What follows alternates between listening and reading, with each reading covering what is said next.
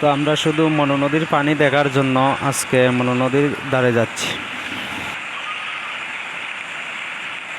বৃষ্টির জন্য মাঠ বোঝা যাচ্ছে না, তারপরেও সাথে থাকেন, আজকে মনু নদীর অবস্থা দেখবেন। মনু নদীতে কতটুকু পানি, এই যে আইসা পড়ছি আমরা মনু নদীতে, দেখেন।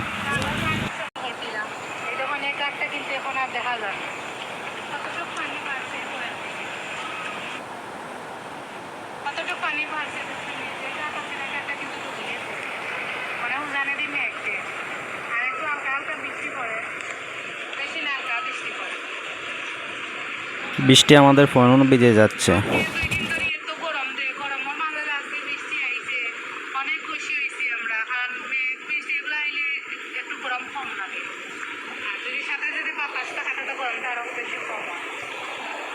বৃষ্টির জন্য আমাদের বয়সটাই সুন্দর হচ্ছে না এবং ভিডিও করা সম্ভব হচ্ছে না। পরবর্তীতে আবার দেখাবো।